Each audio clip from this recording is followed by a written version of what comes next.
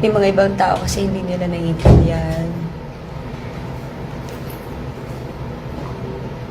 Hindi mo naman kailangan mag-explain sa lahat ng tao.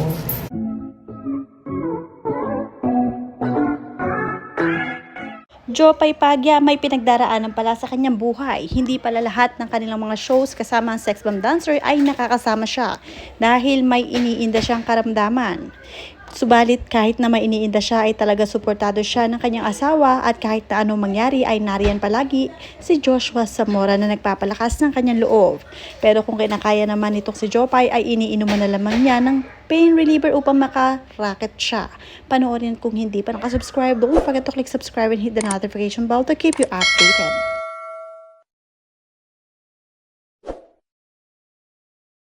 Ayon pa mismo kay Jopay, sa totoo lang, hindi madali ang pinagdadaanan ko ngayon.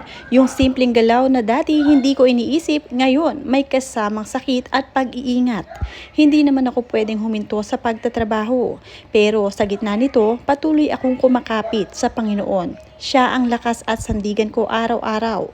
At nagpapasalamat ako dahil hindi niya ako pinababayaan, lalo na sa pamamagitan nyo. Sa bawat nag-aalala, nagme-message at higit sa lahat, nagdadasal para sa akin. Ramdam ko kayo, malaking bagay ang mga panalangin nyo sa akin. Hindi man ako okay physically ngayon, naniniwala akong darating din ang araw na magiging maayos ulit. Maraming salamat sa patuloy nyong pagmamahal at panalangin.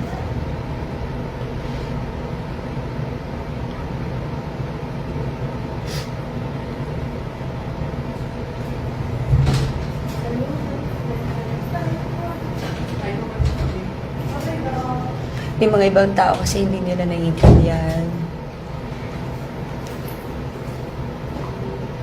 Hindi mo naman kailangan mag-explain sa lahat ng tao ano nangyayari sa'yo.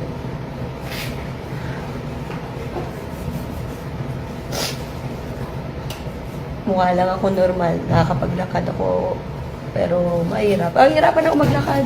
Oo, saka yung mag-dance. Pero syempre, when the adrenaline is up, O, di mo na maano. professionalism calls for... Tinigilan ko nga, inom ko ng pain reliever nung mga nakaraan kong ano. Yes. Ang last pain reliever ko na ininom nung concert, 3 days yun. Makagalaw lang ako. Pero may pain. Yes. Tapos nung after nun, may mga Zumba ko recently, hindi na ako nag-ano. Kasi nakasado na yun, yung mga trabahong yun. Noon pa yun, tagal na yun. Nakakasado na yun. Nakaplat na yun lahat. Siyempre, hindi ka naman pwedeng, ano, Saka diba? mahal mo yung trabaho mo, kailangan natin lahat ng trabaho. Talaga ganun.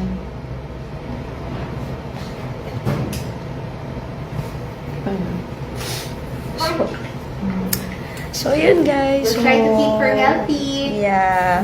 Pagaling tayo, papaopera ko. Or do regenerative treatment, di ba? Hindi naman lahat kailangan ng surgery. Yung iba pwedeng regenerative management. Pero kailangan alam lang natin kung ano yung pang-regenerative at kung ano yung pang-opera. Yeah. So, always work with your doctor, listen to your doctor. Yes. And visit your rehab doctor for better Pahilot management. ka, idol. Hindi po siya nakukuha sa hilot kasi may punit po siya. Punit po yung tuhod ko. Hindi siya pwede sa hilot.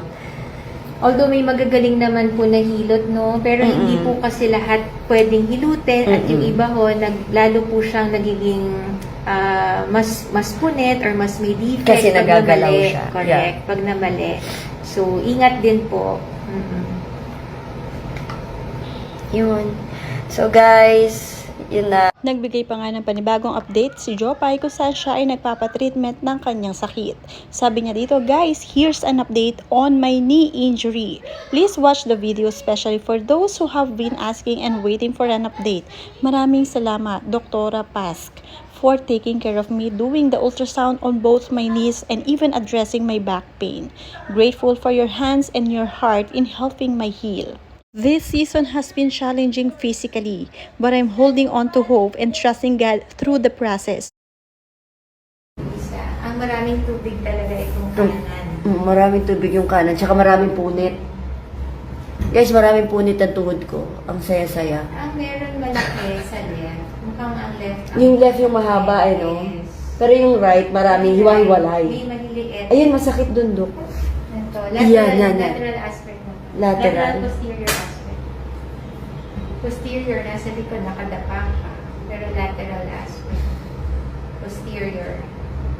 Yan. There you go. This is Pag may- the posterior horn of the lateral meniscus. Ay, narinig nyo guys ha. Yes. Hindi ako maarte ha. Baka akala nyo maarte lang ako. May masakit sa akin. Meron din to. Baka, sabi niya, sa dami ng punit, buti kaya mo pa mag-bend kahit paano. Yun din po yung sinabi ko sa kanya. Fan din ako ni Miss Jo. Sabi ko nga, huwag masyadong magtiklop ng tuhod. Mm. Pagalitan niyo po sa concert, pag nakita niyo sa tiklop. Saan daw po nakuha ang tubig sa tuhod? Kapag Inflame. inflame, pag may punit, Or inflame. maraming cause. Ayan, Yes, yan. Marami pong causes ang tubig sa likod. Pwede pong inflammation from osteoarthritis or overuse. Pwede rin po sa gout, pwede rin po sa tear. So, kailangan niyo po ng inyong doktor para i-analyze po kung saan galing tubig sa tuhod. Okay? Yun. Akala po ako walang problema. Ngiti-ngiti lang tayo. God is good. All the time. All the time. Di ba? Kanina, hindi ako nakapag-live kanina pero grabe. Nakakaiyak. Yung medial meniscus mo on the left, mukhang okay talaga. Sa likod, no? Yes. Oo, sa likod. On the left. On Pero the yung left. lateral meniscus mo, Yan. even sa likod, meron na siyang tama. May tama na. Because you're always right, kaya may tama. Because I'm always right. Magaling ako. Charot. O, diba? Dapat po nagpapatawa din tayo sa pasyente para matuwa din. Sabi niya, pag tumutunog po lagi, pag pina-fold tuhod, ano po meaning nun? Well, ako parang ang sabi sa akin, tama ba Doc, sabi mo sa akin, pag tumutunog, walang pain, walang problema, it's normal. Yes. Pero pag may pain siya, hindi siya normal. Yes. Pwede pong crepitus yung tawag doon. Ang view namin.